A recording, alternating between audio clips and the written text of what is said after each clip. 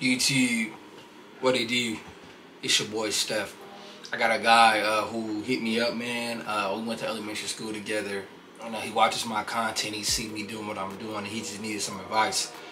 So I'm gonna read this message out to you guys, and I'm gonna have an answer. When did you realize what you wanted to do in life? Like, what made that shit hit you? I see you doing your thing, and I fucked with you, everything you got going on, fam. And I had to ask, cause I ain't got it all together yet. And honestly, I think that shit is fucking with me mentally, and put me in a bad spot because I can't figure it out. You know what, bro? I'm gonna keep it a buck with y'all, bro.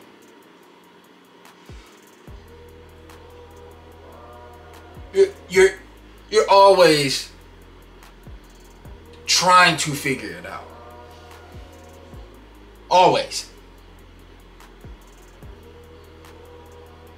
You feel what I'm saying? Every day when you wake up, you're trying to figure it out. But you want to be doing the work to figure it out, whatever it is on the other side of the figuring out part, to get to the goal. You feel what I'm saying? Life hit me the hardest when I got kicked off the track team my senior year in high school. When I didn't make varsity my senior year in high school, and I've been training my whole life to play varsity basketball. Been training my whole life, ever since I was 7, 8. I was actually better in football, but I felt like I was cold at basketball too. But everybody said, Steph, you was better at football. And then when I got kicked off in the track team, that was a lesson of pride and ego and humbling. It was a humbling experience. But then when I didn't make varsity, that was you ain't this good. You thought you was this good. You're not that good. Find something else. That's when life hit me. That's when life really hit me. So I'm like, damn, I gotta figure this out. I gotta figure out what I want to do with my life. I gotta figure out what direction do I want to go right now so I can end up in the destination where I want to be. So I always tell y'all, it's not about where you start, it's about where you finish. We all start in poverty. Most of us start in poverty. Most of us start poor. Most of us start negative, but you don't want to end in the negative. You want to end in the positive. You start life with no credit. That's life. You know what I'm saying? You're gonna bump your head, you're gonna bruise yourself up, but that's life. You gotta roll with the punches. You gotta know how to get hit and get back up. That's what I had to go through. And then you go through this kind of adversity at a young age with sports. Women, your girl cheating on you, she go to college, she don't want to talk to you no more. All these other girls ain't looking at you no more. So now you're really in a real dark mentally place. You don't know what you do with yourself. You gotta grind. You gotta cut back on some expenses. You gotta sacrifice some things. You gotta let a couple things go. It's hard. It was hard, bro. Leaving Milwaukee, Wisconsin with $600 in my pocket and driving my 2001 Alera all the way to Austin, Texas. It was hard. I did it. I did it when all the naysayers was doing this. And all this do is go in your mind and make you colder. Prove them wrong. Improve daily. Get 1% better daily. Read something. Put something on your mind to make you better, to make you colder. Go to the gym. Stop going to the club. Stop wasting money on BS. Save your money. Invest. Save. Get to the bag. Overtime. Work more overtime. Work more overtime. Make them so angry to the point where it's like, damn, this nigga is so cold. I don't even know what to do with myself. Because the anger and the resentment that you're going through in your life, you gotta use that to get to the next place in your life. Because if you don't use that, you're gonna be at level 1. You're gonna be stuck for the rest of your life. I had to see in my life that I was living at my mama's house, all my siblings kept moving back in with my mama. So I had to see that and experience that and be like, that can't be me. For whatever fucked up reason, they wasn't disciplined enough. They didn't save money. They was spending frivolously, not having money coming in. Didn't understand the concept of money and time. So you just spend. And then you back home with mama. So I'm seeing this at 12, 13, 14, 15. And it's just molding me to, don't be like that. Don't be like that. Well, my uncle is in my fucking ear. You gotta get the fuck out of poverty. You can't be poor. You cannot be poor. You gotta get out of poverty. You gotta get out of poverty. You can't be poor no more. So it's like, bam, bam. It's like motivation is everywhere. I'm going to practice. I'm mad. I'm mad because I'm poor. But I'm also grateful because I'm in a whole different world at 15, 16 years young. I get to go to a gym every single day that's across from Milwaukee all the way in Metro. And I get to go work out at this gym every single day before school and after practice. But when I went to Vincent High School, it was like I was in prison. Food was nasty. Wasn't much freedom. And then I had a humble experience at Homestead High School, and I had a humble experience at Vincent. And that made me who I am today, because I went through those hard times. Sometimes you gotta sleep with the roaches to not sleep with the roaches.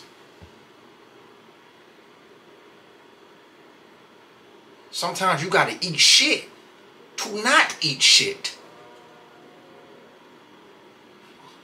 Because the eating shit part is the motivating part that's gonna make you not wanna do it no more.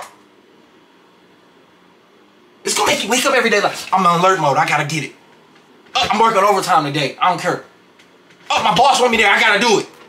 Oh, 16-hour shift, I'm there. I'm not gonna go to the club.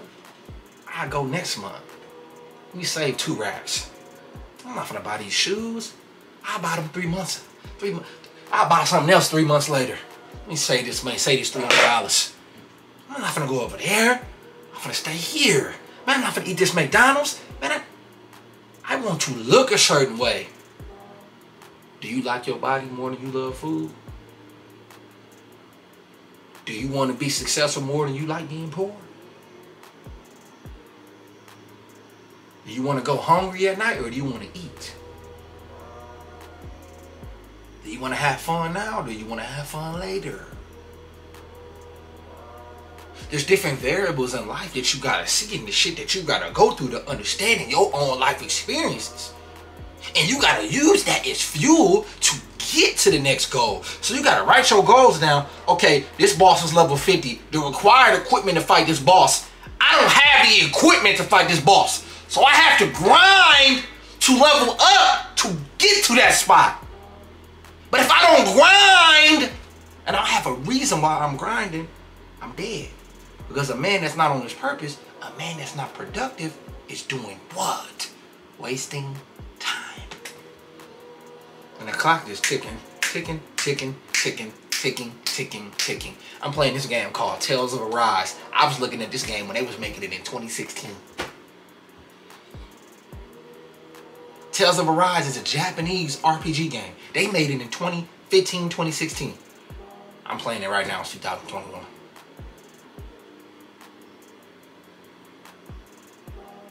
Now you asking, Steph, why are you saying that? Because it took that long to make that game a masterpiece that it is today.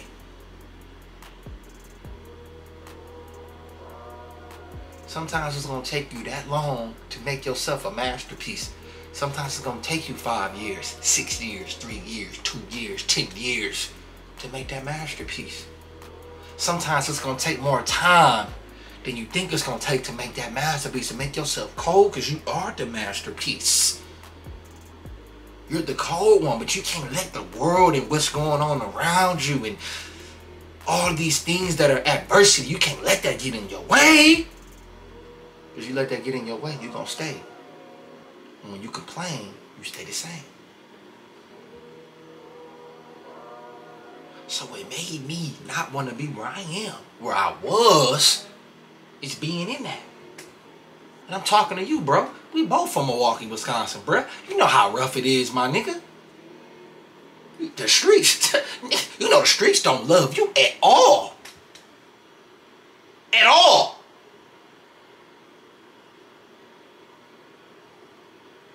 So you put your head down and you grind. You dig. You don't care about the naysayers. You don't care about this dude over here. He flexing. He wearing Cartiers. I earned my first pair of Cartiers. My first pair of Cartiers was $2,500. I earned mine. I ain't wearing no fake ones. I grinded to get to a point in my life where I wanted that and I got it. Sometimes we got to put materialistic things in front of us to make us go harder. Sometimes you got to do that. And there's nothing wrong with the materialistic things motivating you. But what's wrong is you staying in the same place and not getting out the rut.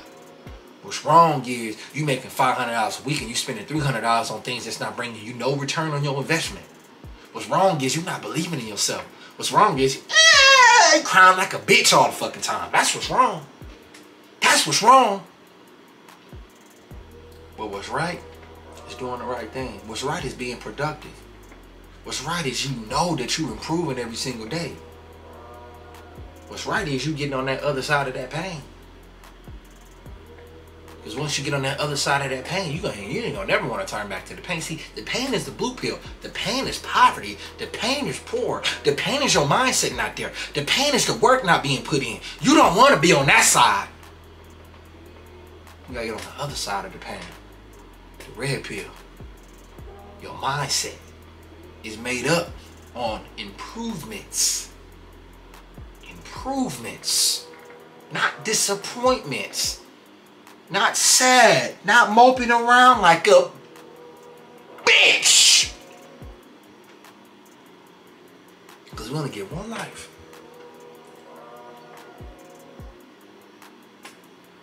We get one life. It ain't like Call of Duty. We can pick up the PlayStation controller and shoot somebody and then we shoot them and then they die and then they respawn. I wish life was like that. But you only get one life. Answer this question. Why would you spend your life sitting around depressed and sad when all you gotta do is put the work in, G? It's gonna be hard. You're gonna go through bumps and bruises. But you don't put your head down, you keep your fucking head up. Because on the other side of that pain is the victory. You feel better when you earned it.